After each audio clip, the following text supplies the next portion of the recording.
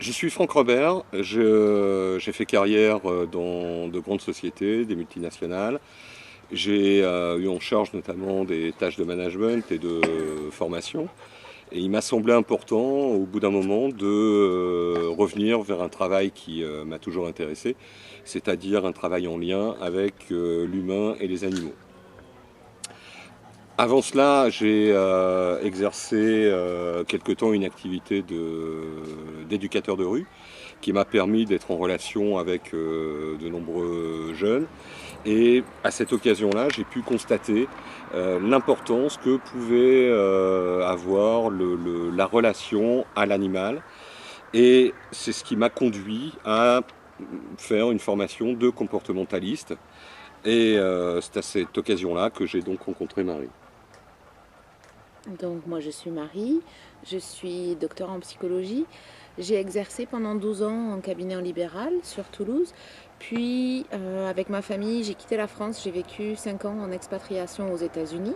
Et c'est au retour de cette expatriation pendant laquelle voilà, j'ai pu voir un engouement beaucoup plus fort pour les animaux familiers aux USA, une relation un peu différente par rapport aux chiens de ce que l'on peut trouver ici. Et c'est donc au retour que j'ai découvert, donc grâce à un de mes chiens, le métier de comportementaliste. Donc je me suis formée, j'ai suivi la formation de Monsieur Chanton. Et à l'issue de cette formation, j'ai souhaité compléter mes connaissances. Donc nous avons souhaité compléter nos connaissances. Donc nous avons fait une formation en éthologie et nous avons décidé de créer Humanimalis puisqu'il nous semblait essentiel pour exercer ce métier de comportementaliste d'avoir un ensemble de connaissances larges, c'est-à-dire d'avoir des connaissances dans plusieurs disciplines. L'éthologie en tant que telle ne suffit pas, la biologie ne suffit pas, la médecine ne suffit pas, la psychologie non plus, mais c'est vraiment un ensemble de disciplines qui nous semble essentiel pour arriver à appréhender tous les aspects de ce métier qui est un métier complexe. Oui, qui met en jeu, en fait, qui met autant en jeu l'homme que l'animal. Donc effectivement, c'est important pour notre part, d'avoir construit une formation qui prenne en compte ces deux aspects-là. Alors sur la manière dont on a monté la formation, c'est vrai qu'on a désiré faire une formation ouverte à distance. Alors qu'est-ce que c'est une formation Alors, ouverte à distance? peut-être avant, alors pourquoi on a voulu faire une formation à distance? Oui, Parce que on a été confrontés tous les deux, et bien d'autres d'ailleurs évidemment, à la difficulté de s'organiser, d'organiser une vie professionnelle et une vie de famille et une vie de propriétaire d'animaux avec des déplacements sur plusieurs semaines, avec les frais que cela peut engendrer. Et c'est vrai que ça a été vraiment une problématique récurrente. Et à l'issue donc, de cette formation-là, quand on a réfléchi à Humanimalis, on s'est dit, voilà, comment rendre accessible ce type de formation à tous. Voilà, la mère au foyer, la maman ou le couple avec 3 enfants, celui qui travaille et qui n'a que quelques semaines de congés par an, poser des congés pour faire une formation, c'est pas facile. Donc voilà, on a vraiment voulu l'ouvrir à tout le monde. Et c'est ce qui fait que Franck a eu la bonne idée de la visioconférence et du système formation ouverte à distance. voilà, donc c'est vrai que ce type de formation, on a beaucoup réfléchi pour savoir la pertinence que pouvait avoir une formation à distance. Est-ce que véritablement c'était pertinent? Est-ce que il était possible effectivement d'apprendre des choses?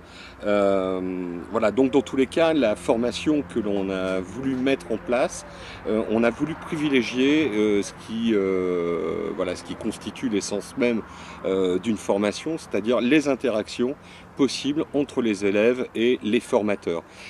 Donc c'est pour ça que l'on a privilégié en fait une formation où les outils permettent d'avoir ce type d'interaction. Oui, parce qu'on n'est pas dans du face-à-face, bien sûr, mais on n'est pas non plus voilà, dans la correspondance pure où on reçoit un certain nombre de cours. Et alors, bien sûr, que l'on peut rentrer en contact avec les enseignants. Et c'est vrai que la formule que l'on a trouvée où les élèves reçoivent en début de semaine le cours de la semaine, donc ils ont accès à une plateforme, ils ont l'accès au cours en format texte, en format vidéo, et à la fin de la semaine ou en début de semaine suivante, ils ont 2 heures de regroupement en visioconférence. Donc la visioconférence est quelque chose de très interactif. Puisque voilà, souvent les élèves sont chez eux, parfois les formateurs aussi, et on est beaucoup...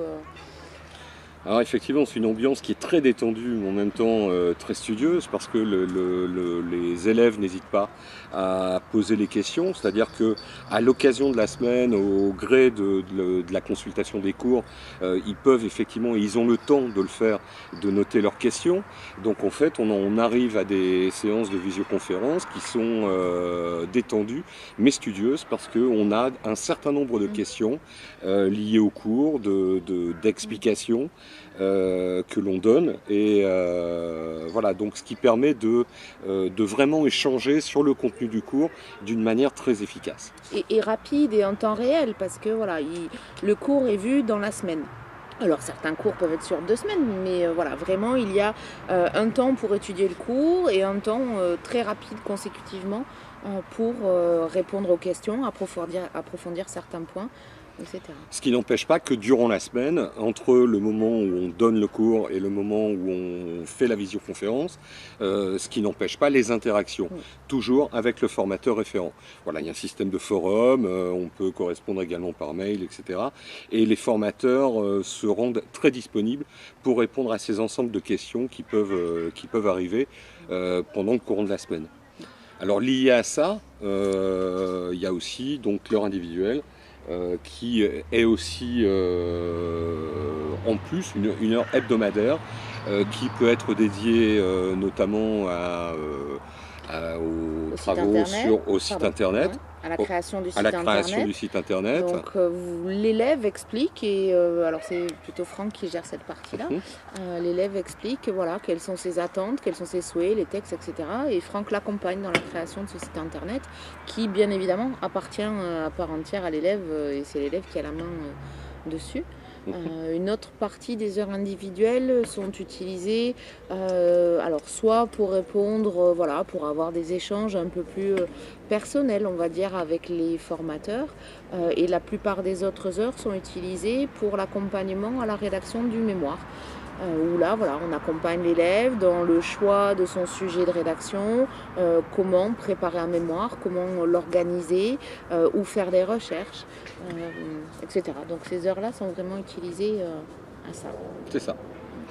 Sur la partie qui relève des idées auxquelles on tient particulièrement, il y en a quelques-unes. Et il y en a quelques-unes effectivement, c'est que l'on estime que les métiers qui tournent autour de la relation avec l'animal, que dans ces métiers et dans l'approche qu'il y a vis-à-vis des propriétaires, tous les acteurs en fait du monde animal sont importants et chacun a ses compétences et les compétences sont complémentaires et c'est un point qui est particulièrement important pour nous, c'est-à-dire que les vétérinaires, les éducateurs canins, les comportementalistes, toutes les personnes qui ont un lien direct avec l'animal sont à même de travailler ensemble et l'importance c'est de parvenir à améliorer la qualité de la relation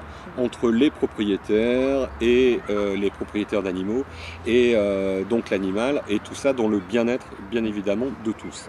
Et c'est même justement en travaillant tous ensemble, on est vraiment complémentaires les uns les autres. Chacun a sa partie et c'est vraiment tous ensemble que là on peut apporter la meilleure prestation possible aux propriétaires. Alors bien évidemment, on peut pas, c'est difficile d'être à la fois et vétérinaire, éducateur canin, comportementaliste, toiletteur. Voilà, il faut forcément choisir. Mais dans un monde parfait, on serait tout ça. C'est ça. Mais bon, c'est pas le cas. Mais c'est pas le cas, effectivement. Une autre idée qui est très importante pour nous et qui a été un petit peu notre ligne de conduite quand on a construit le programme, le contenu des cours d'Humanimalis, et la notion de libre arbitre. Alors qu'est-ce qu'on met derrière?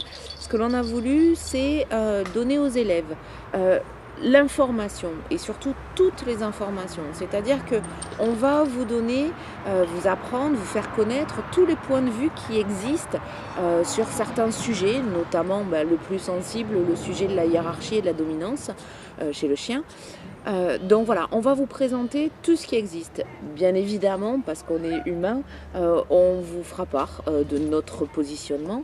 Mais ce qui est essentiel, c'est qu'en aucune façon, on attend de vous que vous vous aligniez sur nous. Pas du tout. Ce que l'on souhaite, c'est que voilà, vous ayez l'intégralité du savoir et que ensuite ce soit à vous, en fonction de votre histoire de vie, de votre relation à l'animal, de votre personnalité, de votre éthique, de vous forger votre opinion. Parce que cette opinion-là sera la base de votre pratique. Et ce n'est que si elle est en adéquation avec vous-même que vous pourrez être un bon professionnel. Donc voilà, on tient vraiment à cette notion de libre arbitre où chacun est libre de ses choix. On a également une très très grande idée à laquelle on tient, c'est-à-dire que ce sont les conditions dans lesquelles on désire travailler. Voilà, donc là je vais laisser la parole à Marie sur les conditions, sur ces conditions-là. Alors un certain nombre de formateurs dans l'équipe, on a tous quelques années derrière nous, on a tous fait carrière dans d'autres voies professionnelles et on est aujourd'hui, enfin en tout cas Franck et moi au moins, sur une réorientation professionnelle et de ce fait on veut vraiment travailler dans le plaisir. Dans le plaisir et dans la simplicité. Pour cela, on a de la chance parce qu'on s'est entouré de personnes, on a une équipe qui est... qui grandit. Qui grandit. Oui, qui grandit et même en grandissant, qui reste soudé. On a de très bons rapports entre nous, ce qui nous permet forcément de travailler beaucoup plus facilement aussi. On est dans le partage et c'est ce que l'on souhaite arriver à vous transmettre. C'est-à-dire, voilà, on veut vous transmettre ce que l'on sait. Les uns et les autres, parce que c'est pas que nous, c'est vraiment toute l'équipe. Voilà, chacun une part de notre savoir dans notre discipline. C'est l'ensemble de ce savoir qui vous permettra d'être un bon professionnel. Et on a envie de faire ça, voilà, dans la bonne humeur, dans la simplicité, parce qu'on n'est pas dans le paraître, mais on est dans l'échange. Enfin, on essaye au maximum d'être dans l'échange, mais surtout, voilà, de façon simple et humaine. C'est ce qui est important. Oui, c'est ce qui nous semble important.